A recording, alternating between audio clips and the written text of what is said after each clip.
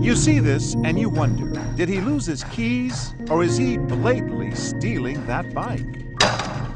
In broad daylight, he hammers and then saws on the chain. When that doesn't work, he pulls out an industrial-sized bolt cutter. And when he's asked, he fesses up. You lost the lock? No, not exactly.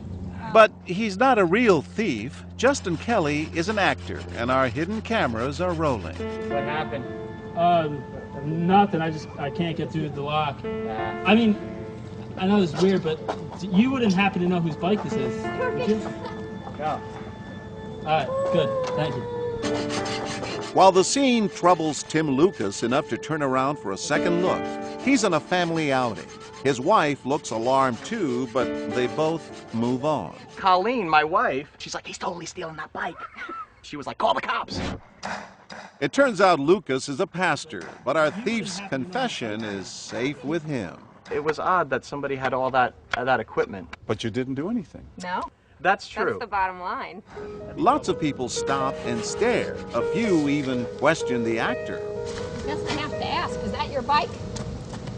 I guess technically no. Okay. Okay. Bye.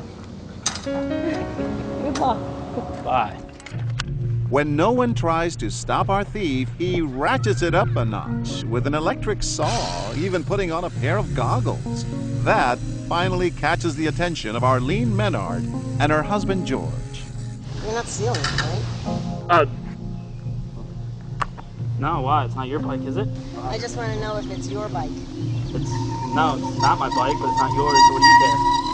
It may be next time. Well. So it's not yours, I'll just let somebody know. As Arlene sets off to find help, we decide to clue the couple in on our experiment. I think most people don't want to get involved in a situation like this, and so they just pass it by.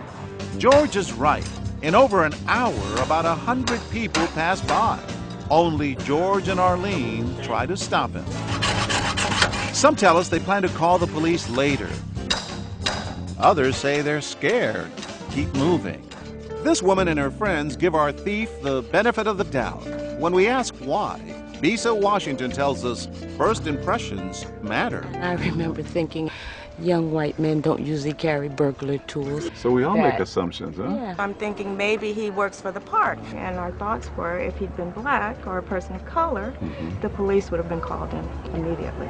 We're going to do that experiment with an African-American kid. What do you think is going to happen? Oh, I think people will be very distressed. I think someone's gonna whip out their cell phone and call the park police. Will they? We replace our white thief with this young man, Matlock. Remember, both actors dress in a similar way and are about the same age.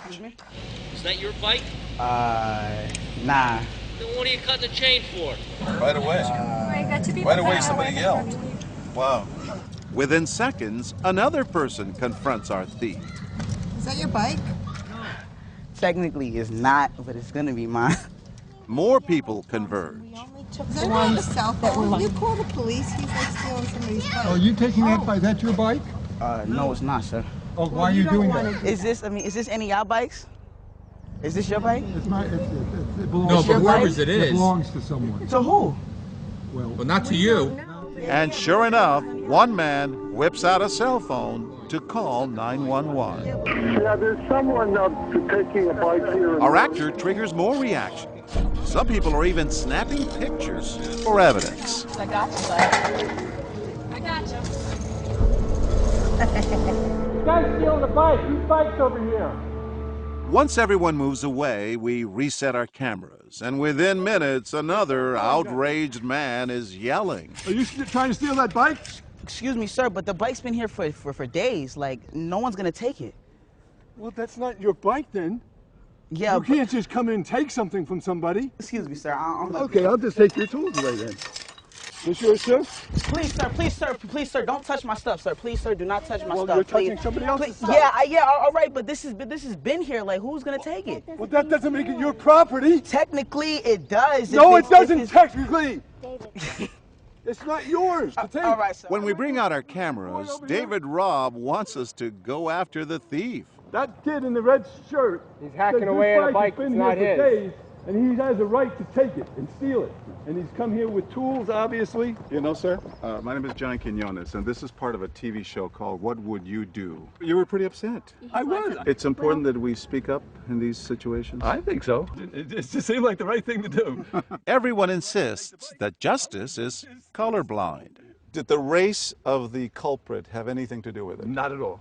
He could have been any color, and it wouldn't have mattered to me. I think it was taking a bike that wasn't his, not what his color was. Maybe, but take another look at how people passed right by the white actor, I need the police department, but not the black actor. Madlock sits nearby, stunned by what just happened. These racial stereotypes are infused in all of us. I mean, it's part of our culture. So whether you're black or white, you associate crime with blacks and you associate whites with being good. Jack Dovidio, psychology professor at Yale University.